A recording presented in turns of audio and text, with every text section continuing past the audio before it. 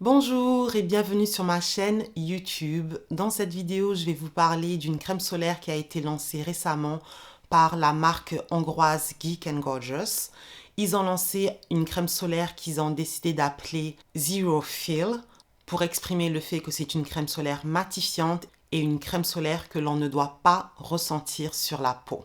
La marque Geek & Gorgeous est une marque dont j'ai parlé plusieurs fois dans cette chaîne car c'est une marque qui a des produits avec des formules intéressantes et avec des prix qui sont abordables. Et d'ailleurs, l'an dernier, j'ai fait une vidéo dédiée aux marques et aux produits que je trouve vraiment intéressants qui ont aussi un prix abordable.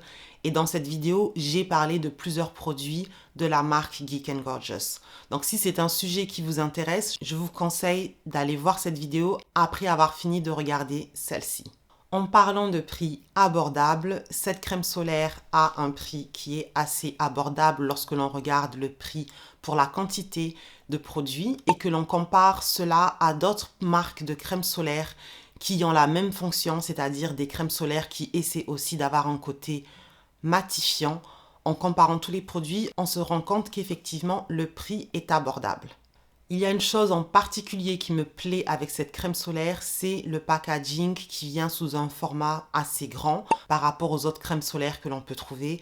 Le format est de 75 ml, ce qui est plus que les crèmes solaires habituelles qui viennent souvent sous le même format qu'une crème hydratante.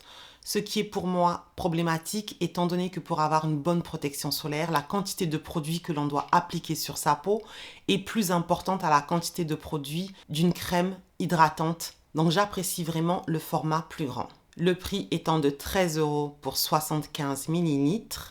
Et sur l'écran, je vous ai mis les prix des autres crèmes solaires pour la même quantité de produits, 75 ml, pour que la comparaison soit plus facile. Et on se rend compte de façon claire et nette que oui, Geek & Gorgeous confirme le fait que c'est une marque abordable. Geek & Gorgeous nous informe sur son site et sur le packaging que la durée de conservation de cette crème solaire après ouverture est de 6 mois, donc ne la laissez pas traîner dans vos placards sans l'utiliser. J'ai acheté cette crème solaire pour plusieurs raisons. Déjà, j'aime le fait que la marque Geek & Gorgeous, pour sa première crème solaire, ait décidé de lancer une crème solaire matifiante, car je trouve qu'il y a assez de crèmes hydratantes et super hydratantes sur le marché des crèmes solaires. Et pour les personnes qui cherchent des crèmes solaires matifiantes, c'est vraiment la galère. Maintenant, au cours de la vidéo, avec moi, vous verrez si cette crème est effectivement matifiante comme le promet la marque. Les autres raisons pour lesquelles j'ai acheté cette crème solaire est le fait qu'elle est sans parfum et sans alcool, ce qui n'est malheureusement pas le cas de toutes les crèmes solaires, et en particulier des crèmes solaires qui visent les peaux grasses, les peaux mixtes et qui essaient d'être matifiantes. Pour moi, ce sont des points en plus. Cette crème solaire n'a pas de parfum, mais elle a quand même une odeur assez distincte qui n'est pas non plus trop forte, qui personnellement ne me dérange pas et qui se dissipe très rapidement une fois que vous l'appliquez sur votre peau. J'aime aussi le fait que cette crème solaire utilise comme ingrédient des filtres solaires qui sont modernes, que l'on retrouve d'ailleurs dans pas mal de crèmes solaires asiatiques et européennes. Et je préfère ces filtres solaires modernes car ils ont tendance à ne pas me piquer les yeux, à ne pas me donner des boutons, contrairement aux anciens filtres qui sont toujours présents dans les crèmes solaires chimiques, surtout américaines. Et aussi, les filtres plus modernes ont tendance à donner des crèmes solaires qui sont vraiment invisibles. Pas tous, mais la plupart. Et j'ai besoin d'une crème solaire invisible. L'autre point qui fait que j'ai acheté cette crème solaire est que la marque nous dit justement que cette crème est invisible et on verra ensemble si c'est vraiment le cas.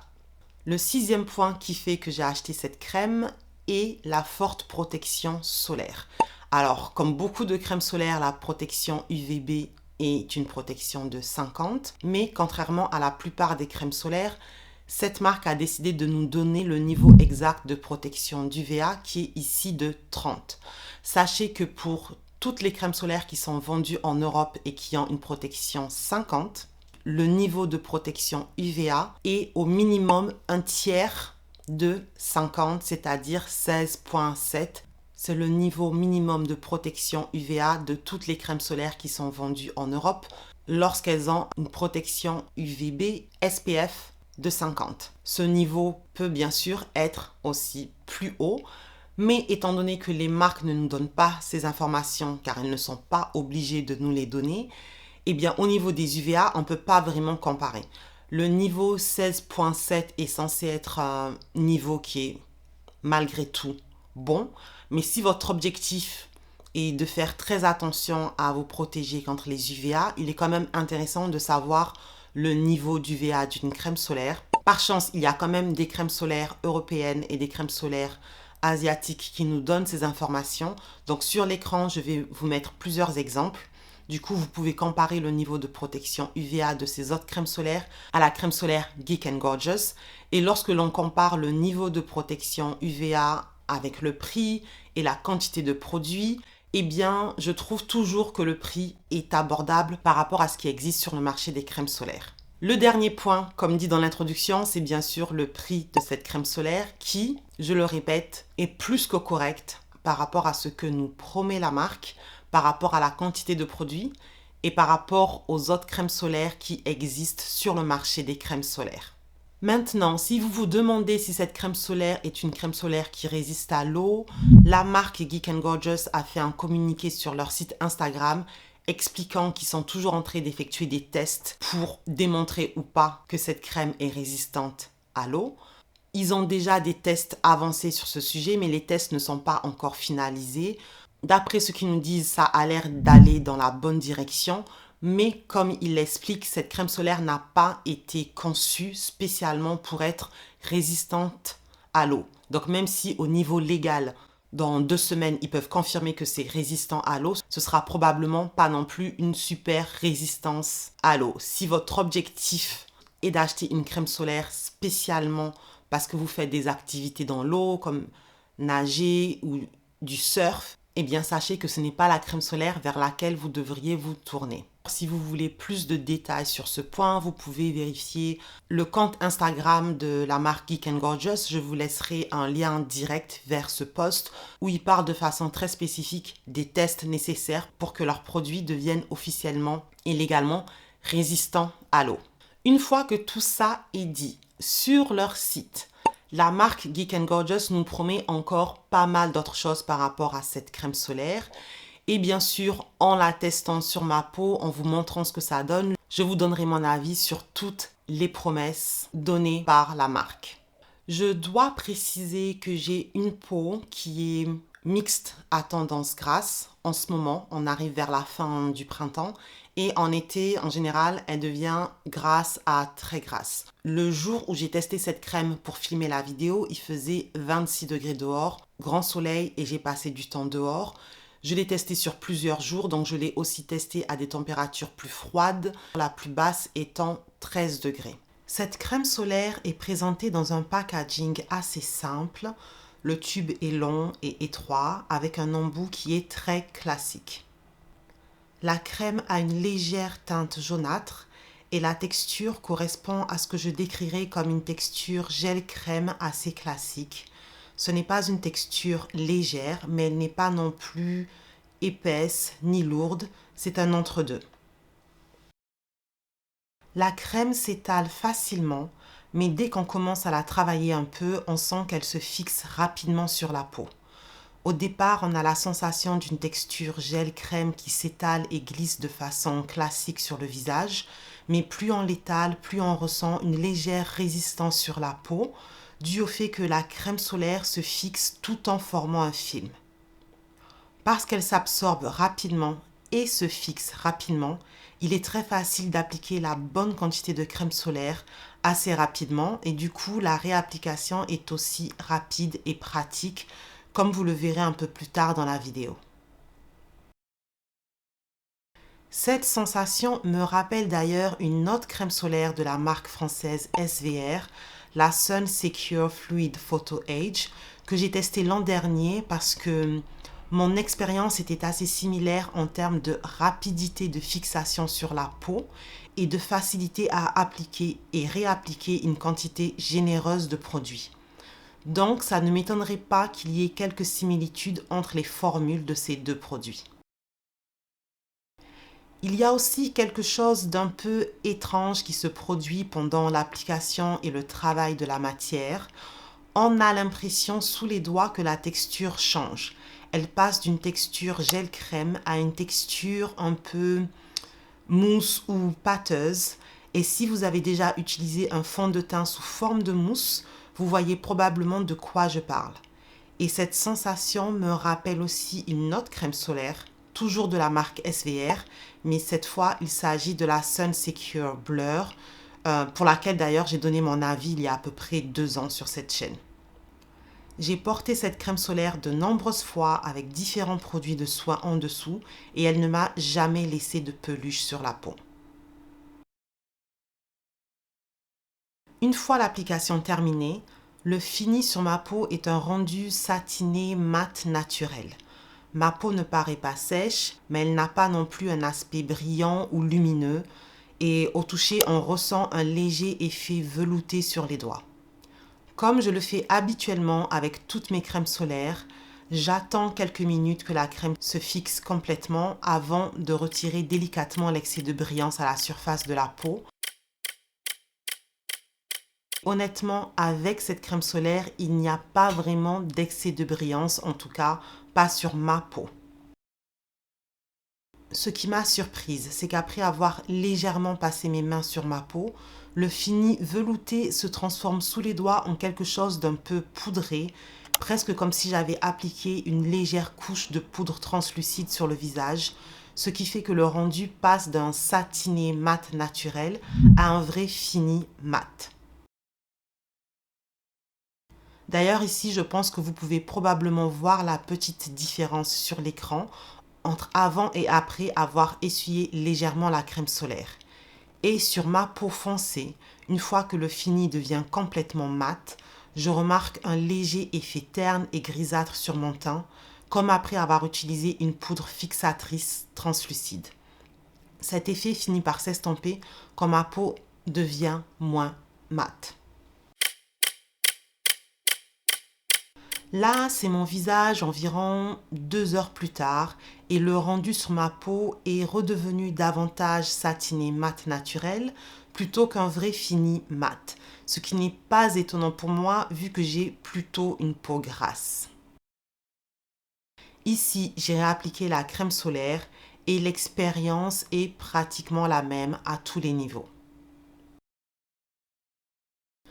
Une fois la réapplication terminée, le rendu paraît légèrement plus satiné que la première application, mais ça n'est pas non plus un fini lumineux et on reste toujours très loin d'un fini gras ou huileux. Et comme pour la première application, lorsque je lisse légèrement la surface de ma peau pour enlever tout excès, le fini redevient mat, avec au départ ce petit effet légèrement terne et grisâtre qui, encore une fois, ne reste pas vraiment visible sur moi au cours de la journée dès que ma peau redevient moins mate. Là, c'est moi, quelques heures plus tard, environ 6 heures plus tard, je pense, et vous pouvez voir que ma peau est plus lumineuse que précédemment, surtout au niveau de la zone T et des joues, mais malgré ça, le fini de la crème solaire n'est toujours pas gras ni huileux sur ma peau. Et si j'essuie légèrement ma peau, de nouveau, le fini redevient mat, comme si j'avais appliqué un léger voile de poudre translucide. Maintenant, je vais faire un récapitulatif de toutes les promesses avancées par la marque. Je vais d'abord rapidement revenir sur les points avec lesquels je suis d'accord. Et oui, je confirme que cette crème solaire pénètre rapidement. Oui, elle ne me pique pas les yeux. Oui, elle ne laisse pas de fini gras ou huileux sur la peau. Oui, elle ne m'a jamais asséché la peau. Et je confirme aussi qu'elle n'a jamais peluché sur mon visage, peu importe la façon dont je l'ai appliquée. Concernant le fini mat, là, je ne suis pas totalement d'accord. Oui, juste après l'application, on sent bien l'effet matifiant, mais si vous avez vraiment la peau grasse, le vrai effet mat ne tient pas dans le temps. En ce moment, ma peau n'est pas encore à son niveau maximal de brillance car c'est le printemps, donc je me demande vraiment ce que ça donnera en plein été. Le deuxième point sur lequel je ne suis pas d'accord, c'est la texture légère, car quand on la compare avec les nombreuses crèmes solaires disponibles actuellement, et vous savez que je teste pas mal de crèmes solaires, je ne trouve pas qu'elle ait une texture particulièrement légère par rapport à d'autres.